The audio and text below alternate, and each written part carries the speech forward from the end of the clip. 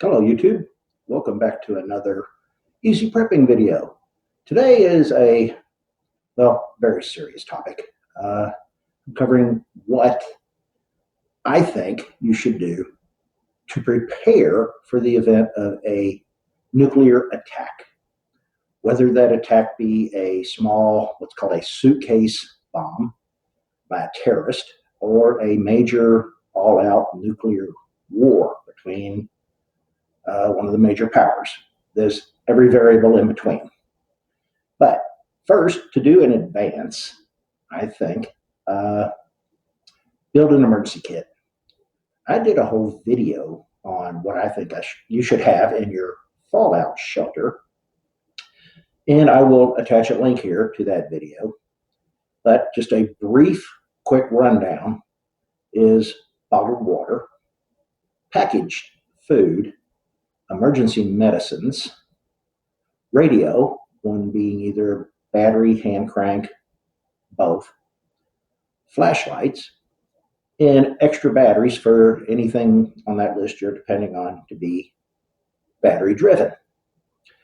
Next, I think you should have a family preparedness plan. In the event of a nuclear attack, how far the fallout's going to go and how serious it's going to be has a lot of variables, which I plan on covering here shortly. But know in advance where your fallout shelters are, check with your community, and have a family plan, because it's likely that your family could be scattered all over the place, and that fallout will probably start coming down, well, not after 10 minutes, 15 minutes or longer, depending on a lot of variables. But they won't have time to get home. You won't have time to get home. You'll kind of have to seek shelter near where you're at. And getting home is worry about later, and discuss that with your family. But know how to shelter in place for where you normally go, your work, your school, your church even. But have a plan and make sure your family and everybody in your family knows the details of the plan.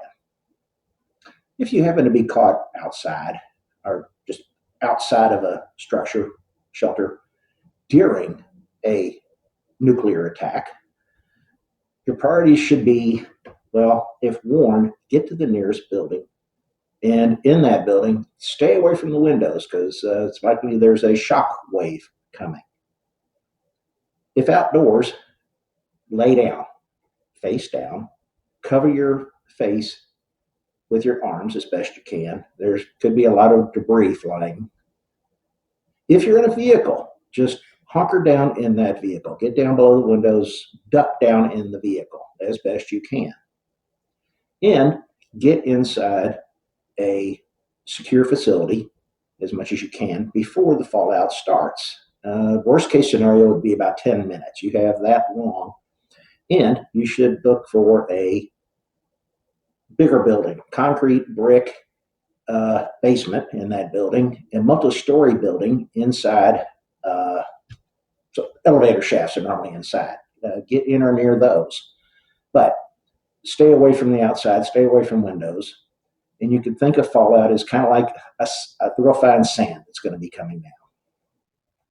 Next, just a little bit about blast radius, how you could be affected depending on how close you are. There are too many variables. You're going to have to look at your own area. How close are you to a potential site that would be attacked? And the biggest thing after that is how big the explosion would be. There's everything from, like I said, suitcase bombs, which would be low kiloton range, even what they call dirty bombs, up to, well, the largest nuclear weapon ever detonated was by Russia. It's one they called the Tsar Bomba. It's 50 megaton. We're going to base the information I have here. I wrote up on a 1 megaton detonation. So kind of hit the middle of the road, so to speak. And once again, there's too many variables. Things depend on, well, first of all, the size. Secondly, the weather. If it's raining, you could get something called black rain, and you'd have that, and more than the just fallout, which would be like the fine gritted sand. Either way, get out of it, get away from it. The time of day.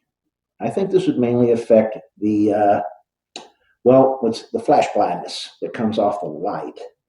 During the day, flash blindness, you could have up to 13 miles from a 1 megaton detonation. And at night, up to 52 miles from a 1 megaton detonation. And from what research I have done, in most cases, this flash blindness is temporary. Now, the heat off of a 1 megaton blast, you could suffer first-degree burns to any exposed skin up to 7 miles away. Third-degree burns up to 5 miles away. And from that little research I did here, the third-degree burns on, I think it's like 25% of your body is 40% chance you're going to die. And you don't want those burns. If you have any warning at all, duck and cover. Now, the blast wave, from what I've learned here, could have 158 mile an hour winds with a hell of an impact on buildings up to about 4 miles out. And there, the human body can withstand that shock wave. Buildings can't. It's estimated that most of the injuries, deaths from the shock wave would actually be buildings falling on people that sought shelter or were just inside the building. I think the biggest thing to take into consideration for, most of us is avoiding the fallout after the leftover radiation. And as I said earlier, you should have a minimum of 10 minutes, probably not 15 or more. Depends on your distance, speed of the wind. Anyway, don't think you're safe because you're 100 miles away. That fallout, depending on the wind, the weather, could travel hundreds of miles, mostly downwind. So, know in advance where the potential targets are. As best you can, try to get inside the head of some of the world country leaders that have their thumb on a big red button. Where do you think they'll hit? Is it anywhere near you? What's the weather pattern? How does the wind blow most of the time? In my area here, it comes out of the northwest to southwest. Usually, we do get winds from different directions at different times, but as a general rule, it's mainly coming from the west to northwest. So that's the direction I look for being more prepared for what might detonate in that direction. Anyway, get inside. Preferably brick or concrete is best. Remove any contaminated clothing. This is anything that potentially has fallout on it. Put that clothing inside a plastic bag and get it away from people, animals, anything you don't want to be contaminated with radiation. It's another thing. Remember your animals, especially if they were outside, possibly have fallout on them.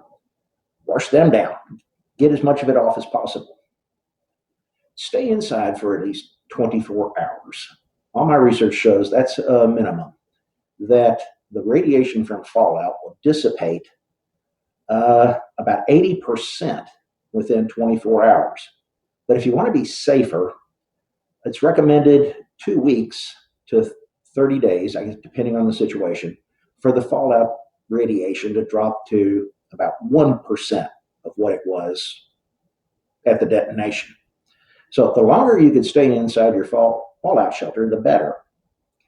And next I have a list here of things you should consider for coping while you're stuck in your shelter, your fallout shelter. Anyway, first is, if possible, remain informed. That's what your hand crank radio, your battery operated radio is for. Don't count on your cell phone. Don't count on the internet being up, cell towers still working. But there are, especially AM 50,000 watt stations around the country called clear channels that are supposed to kick into emergency broadcast mode during any situation like we're discussing here. Next, avoid overexposure to any media. I made a video on how to be happy in your prepping, and the main point was turn off the TV, stop watching the news. Overexposure can be, quite frankly, I think, depressing, and you're not going to want that while you're trapped in your shelter. Pay attention to your emotional health. Monitor how you and especially the people around you are doing, because they might not be doing as well as you, and hopefully not, but you might have to take action on somebody else's mental health not being very stable. Monitor your physical health needs when sheltering in place. Remember to eat, drink, rest, and prescribed medicines. You should have some of those in your kit if you're on regularly prescribed medicines that you need. Make sure you keep taking them while you're in your shelter. One thing you can focus on, at least right away after the incident, to kind of distract, is take an inventory. Know what you have available in your shelter that's for you to use to get through this. Oh, and one other thing I forgot to mention you might want to have, falls under medical, but you can get it over the counter, is some potassium iodide. Check with your medical professional, but I've heard from several sources that potassium iodide can help your body fight off the effects of radiation. Now, in closing, I'd like to ask if you haven't already clicked the subscribe button, please do so. I try to put out informative videos, and if you subscribe, you should get more notice that I've put out a new video. If you like this video, think it was informative, please click that thumbs up button. If you know somebody you think could benefit from it, please click share. And following along the subject that there's just so many variables that you don't know, you need to look at worst case scenarios. If you plan for the worst case scenario, surviving, not being at ground zero, then you won't be surprised by being underprepared. And those of you who just want to comment that why bother, you're going to die anyway, don't bother. I'm talking to people who wish to survive. And as usual, hope for the best, but plan for the worst. Thank you for watching.